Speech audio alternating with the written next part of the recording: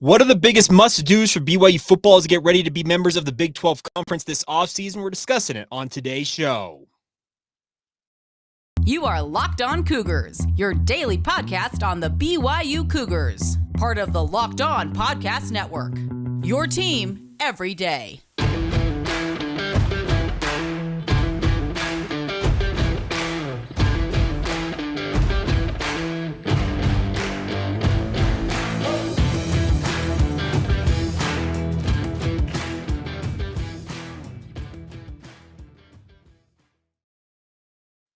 What is up, everybody? I'm Jake Hatch, your host here on Locked On Cougars, your resident BYU insider. Thank you for making Locked On Cougars part of your day, making it your first listen of your day. We're very proud to be part of the Locked On Podcast Network, your team every day. And as such, we are your only daily podcast focused on the BYU Cougars. Title sponsor on today's show is our friends over at BetOnline. BetOnline is covered you all season long and continues to cover you all season long with more props, odds, and lines than more. That's BetOnline, where the game starts. All right. I had a bevy of questions sent in for our regular mailbag edition on Thursday, and I got inundated. I was able to answer all of them, so we're actually going to answer as many as we can on today's show, and hopefully we'll finish up answering all the questions you guys submitted. So thank you for your support as always. But two of them in particular stood out to me that I wanted to kind of make our topic du jour of this Friday edition of the podcast. First one comes in from our good friend Mandy Jones. Mandy is about as loyal a Cougar fan as there is out there. So Mandy, thank you for submitting this question. It says, now that we are in the offseason, what will the coaching staff, speaking of BYU football in particular, be doing between now and spring camp to prepare for next season? That's a very interesting question, Mandy. Now, the first thing is obviously they're going to shore up their recruiting. Obviously, they're going to be going through the transfer portal. They continue to work on that. There's actually a loophole, I guess not a loophole, but it's an opening this weekend for mid-year transfers to actually make official visits to campuses. So if BYU has any guys in the transfer portal, they're continuing to pursue, and I've got it on pretty good authority, they're continuing to absolutely do work in the transfer portal. I would assume they probably bring some guys in for visits this weekend and see what they want. See what they like or what they dislike about the BYU football program, and maybe lock up a commitment or two.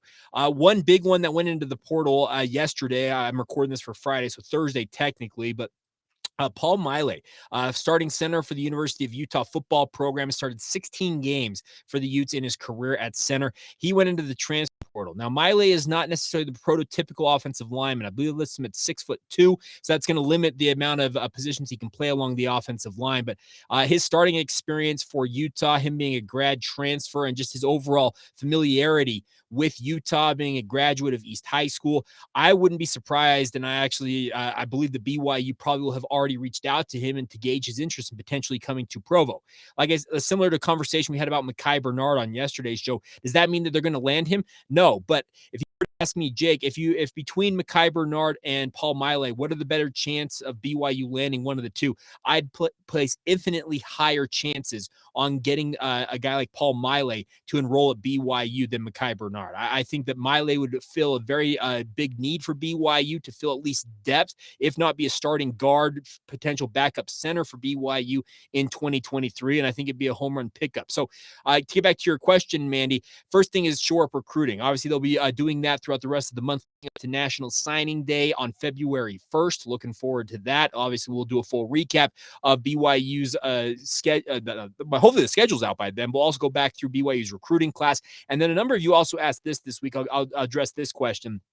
Jake, can you do a list of all the mid-year enrollees, return missionaries, and the like? Well, we'll actually get that official list from BYU then. We'll know who exactly is going to be on the roster going into spring ball, and then I'll have a better idea and we'll be able to answer that for you guys. I can do my list, but my list is far from complete and or accurate. I don't know necessarily how the calculus is going to work out for BYU. So first thing, shore up recruiting. Second thing, they will call their debriefings or their kind of their brain dump in a way where they'll go back through all of their film from this past season, game by game, and they'll be evaluating how individual players did. I guess an overall look at that, overall look at how their side of the football did. In the case of BYU's offensive coaches in particular, they will be looking at how each of their position groups did player by player. On the defensive side of the football, with a new staff in place, they're going to watch the film trying to get to know their new players and understand what their strengths and weaknesses are. Guys like Jay Hill, Sione Pua, Kelly Papinga, and also Justin Enna. They'll do a deep dive on their guys and try and project what they will do in the new defense that Jay Hill will be coordinating for BYU football. So that's a big thing as well, as making sure that you understand your personnel, grade them out, and get to know as good as you possibly can without them actually taking the field of what they're going to do. And I guess the third thing these coaches will also be doing is making sure they get an early jump at potentially at looking at the Big 12 with regards to personnel, transfers, coaching moves, all that stuff. They're going to start to get to know the Big 12 more in depth than they ever have before. So those are probably the top three things they'll be doing between now and spring ball. Now, a similar question came in from a good friend, Aki, on social media. He asked, how can we elevate the level of competition in the Big 12? Speaking of BYU football, what is the emphasis this offseason? And Aki, I think the number one thing for BYU, their emphasis is getting ready for the Big 12 in every facet. That means they need to hit the weight room harder. They need to get better scouting reports on each of these Big 12 programs. They just got to essentially upgrade the entirety of this program. And they've been doing this for the better part of 2 years now, getting ready to make this jump to the Big 12 conference. They are now 239 days away as of Friday from facing Sam Houston State in their first official football game as a member of the Big 12 conference. And there's a lot to be done between now and then. But the overarching theme, I think the biggest emphasis this offseason is just upgrading every facet of the program to get as Power 5 and Big 12 ready as they possibly can. And that encompasses everything. I know it's a generic, almost a cop-out answer in a way, but it's exactly what they're doing. They are going to obviously be evaluating, okay, roster, what holes do we need to fill? Where do we feel like we need to upgrade the absolute most in recruiting? What do we need to do in terms of fixing the coaching staff? Well, they've already done that. They whacked the entirety of the defensive staff, sans Gennaro Guilford, and brought in a whole new staff to upgrade that side of the football. The offense obviously will start to look for more different ways that they can attack Big 12 defenses. Guys like Aaron Roderick, his offense, for all intents and purposes, every facet of it is on film now. So you can guarantee opposing teams have an idea of what BYU is running, but he obviously will try to find tweaks and little nuggets in his schemes that he can alter that hopefully give BYU a little more of an advantage. Man, there's so many things. The athletic administration across the board with regards to all the programs going into the Big 12 conference, they have to upgrade facilities potentially. They have to look at making sure that they have adequate travel expense budgets. There is so many things that go into getting ready for the Big 12 for the BYU football program that I don't think I can necessarily give you an exhaustive list, Aki, of what is going on. And Aki, hopefully I'm pronouncing your name correctly. I guess probably should have got that out of the way right off the top. But I think that the biggest thing for BYU is the emphasis is just getting as ready for the Big 12 as humanly possible. Obviously, I've said this before, and I'll continue to say this. There are certain things that BYU will not know in terms of what they need to adjust until they actually are living the day-to-day life as a member of the Power 5 and Big 12. And that part of it, you can try and anticipate things, but there are going to be certain road bumps, potholes, roadblocks, that type of stuff. So you're going to pop up when you finally do get into the midst of being a member of the Big 12 conference, the Power 5 level, that type of stuff that you probably just simply can't prepare all the way for. But they are doing their best. And I can assure you this. I've had enough conversations with folks down in Provo that they are intent on BYU being able to hit the ground running as much as they possibly can when they go into the Big 12 conference. And that should be welcome news to you as a Cougar fan. All right, we'll get to more of these questions here in just a moment. I got a bevy of them still to comb through and answer. We'll get as many of them as we possibly can. First, need to get a word in on our friends over at Built Bar. Are you looking for a delicious treat but don't want all that fat and calories that are in every candy bar seemingly out there? Then you have to try a Built Bar. And folks, I'm an unabashed fan of Built Bars. I think they're absolutely phenomenal. We just got through the holidays and my goal is to eat a little healthier here in the new year. If you're like me and you want to eat healthier, you don't want to compromise on taste though, then I've got the thing for you, and that is our friends over at Built. With Built, healthy is actually tasty. Seriously, they are the most delicious thing I've ever had. I'm serious about this. I've had essentially every Built Bar under the sun, and I am a big fan up and down the roster. The best part is BYU has a specific Built Bar made for them. It's the Cougar Tail flavor, obviously playing off of BYU's famous treat that you can get at LaVell Edwards Stadium or the Marriott Center or any BYU athletics contest. But they also have other incredible flavors like churro, peanut butter brownie, coconut almond. The best part is if there's not a flavor that tickles your fancy at Built, you could request them. They'll probably it for you. That's the best part about this. And you don't need to wait around to get your online order anymore. We talked for years about going to built.com, and you can still do that. Go to built.com and place your order now. By the way, still save 15%, 15% by going to built.com using the promo code LOCKEDON15. But if you want to get them right now, you actually can go to your local Smith's and or Sam's Club and get your Built Bars right now. Head to your local Smith's and Sam's Club, grab yourself a box of Built Bars. You can pick up a four-bar box of cookies and cream, coconut puff, salted caramel, and brandy batter at your nearest Smith's. Or if you're close to a Sam's Club, you can go grab a 13-bar box flavor with their hit flavors, including brownie batter and churro. You can thank me later. It's an incredible thing, my friends. Go and check it out now. That's at Sam's Club and your local Smith's. The best part is, once again, built.com. Use that promo code not locked on. It is locked on. Locked on 15 for 15% off your order. Get it all with our friends over at Built Bar. Thank you once again for checking out Locked On Cougars and making us part of your day right here on the Locked On Podcast Network. I want to encourage you guys to make sure you check out the Locked On Sports Today podcast. It's your recap of all the major sports news out there across all leagues, golf, football, basketball. They've got it all for you guys. Game recaps, hot takes, and the best part is it's all done in 22 minutes or less. So you are up to speed and on your way with Locked On Sports Today. Get it available on YouTube or wherever you get your podcast. All right, getting back to some of these questions on today's show. Next question up comes in from our good friend Mojo. Obviously, Mojo, Air Force pilot for us in the United States Air Force, says, are the New York Jets serious about keeping Zach Wilson, or are they just trying to pump up his offseason trade value? Now, some of you may have heard the comments from Robert Saleh, the head coach of the New York Jets, saying that they want Zach to just get away from football, read a book, take a vacation, just decompress and come back with a clear mind.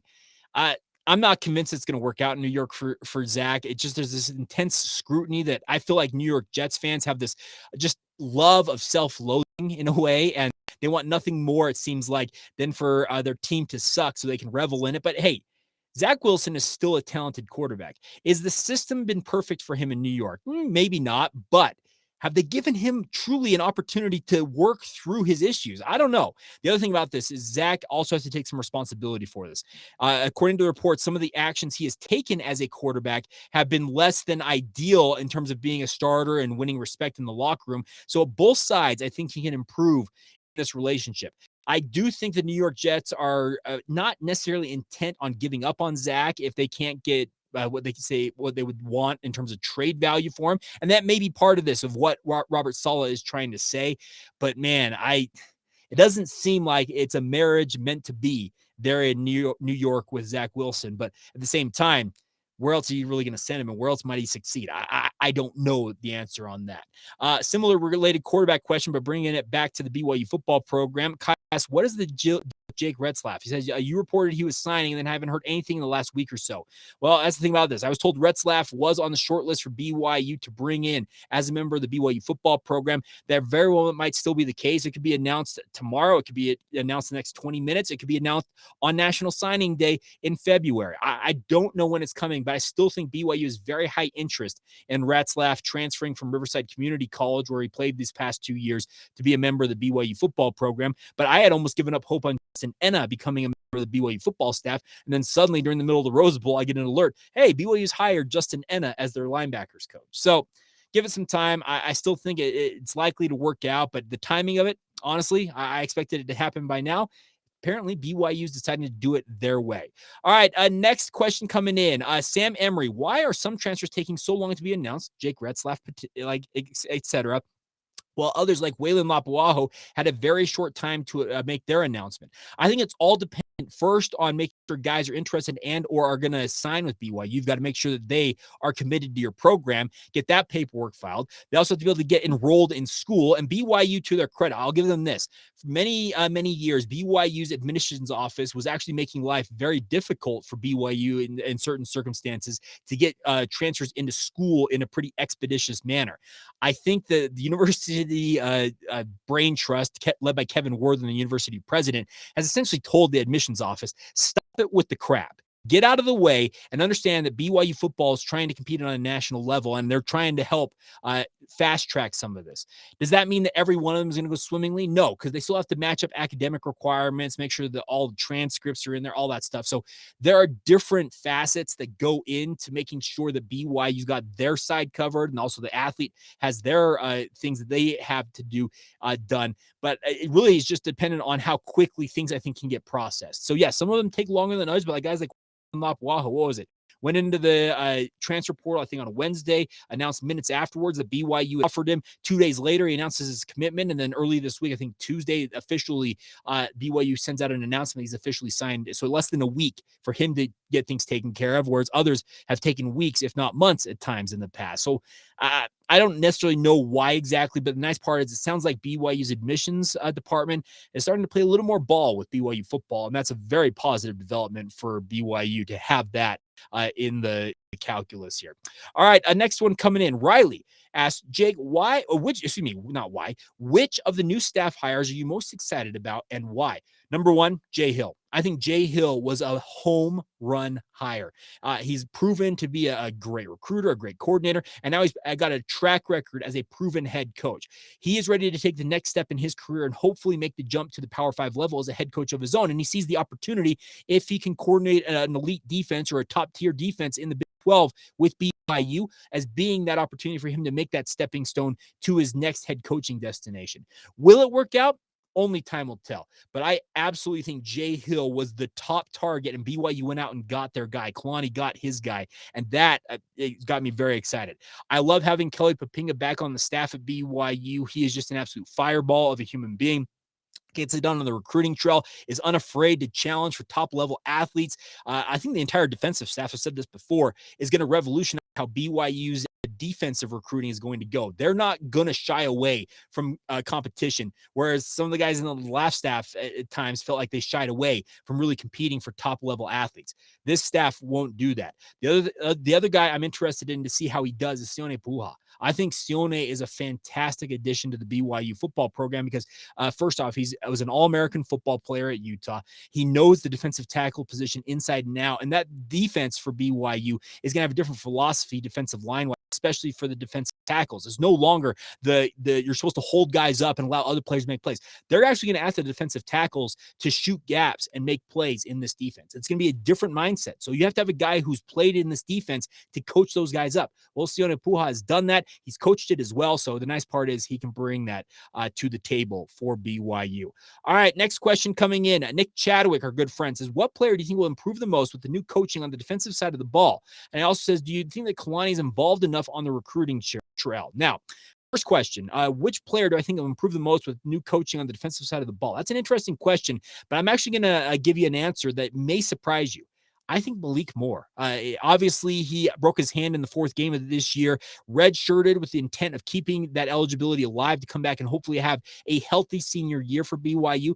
I think with Jay Hill coaching him up, Malik Moore could see his best season ever in a BYU uniform on the back end of BYU's defense. One other guy I would keep an eye on because I just think that he's got the capability of becoming a very, very good football player still, and he's already played at a pretty decent level, is Tyler Batty. I'm still not out on Tyler Batty. I think that he has still got more to give and more to develop as a football player. And hopefully guys like Kelly Papinga, Jan Jorgensen staying on as a football analyst for BYU can get that out of him. I think that this new defense that BYU is going to run where he's going to be called upon to be a pass rusher, praise be that he will no longer be playing that middle linebacker or that out on the edge playing coverage as a defensive end. That stuff was complete garbage. I cannot believe BYU's scheme was developed for that, but I'm excited to finally see him in his role as it should be, as a defensive / rush end for BYU. Now on the recruiting part, as a head coach, you're actually restricted far more as a head coach recruiting wise than you are as a position coach. You can only make so many visits as a head coach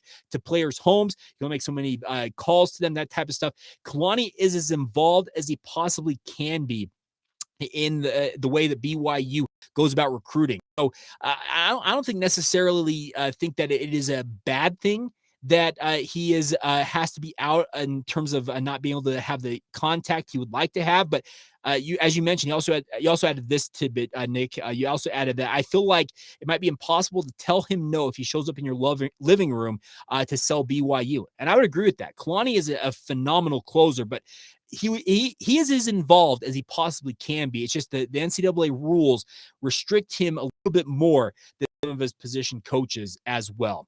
Oh man, I got so many questions here. So okay, here's what I'm going to do. I'm going to get to, I think, one more question here. And if I did not get to your question, I will hold on to them for next week, and we'll get to them as soon as we possibly can. But the last question, we're going to give last word question-wise to this one. B. McGary asked this: what are your realistic expectations for BYU's defense next year? Now, that is a fantastic question because it's a new staff. Obviously, having to reload along the defensive line and the linebacking core with some guys transferring / other guys transferring in, and graduations all the same. I think that BYU's defense, if they can play, let's say they're top 60 in scoring defense next year. They were near 100 this year. So that's 40 spots higher in scoring defense. If they're top half of college football in scoring defense alone next year, that'd be a phenomenal improvement for BYU. Do I expect them to come out and be absolute gangbusters on defense in year one under Hill? No, because he's still trying to get his philosophy installed, get the right athletes in the positions they need to be. These players also have to adapt to a new scheme. There's obviously going to be inevitable mistakes made as they're trying to figure out the scheme that they're playing in. So you're never going to get the perfect product of BYU's defense under Jay Hill in year one. At least I don't expect it. But if they can make a significant improvement, especially in scoring defense, because if you look at the metrics this year, BYU, the games they won, they typically held their opponents in the 20 points range. So between 20 and 30 points. When they lost, outside of not having a quarterback seemingly against Notre Dame, typically that team scored 30 or more points on them in the losses. So that's the thing about this is scoring defense is absolutely critical. And if they can get back to being top 60, top 50, if they're even top 40 in scoring defense, if they were top 40 in scoring defense next year, BYU is going to a bowl game. I'd almost guarantee they win at least 6 games if they are top 40 in scoring defense. Do I expect it? Maybe not. But I think if they can get to out of the hundreds in scoring defense, get themselves back into the 60s or the 50s, I think that's a pretty good spot to be for BYU's defense. All right, we're going to finish up today's show, finish up the week here on the podcast with our another look back at yet another game in BYU football history.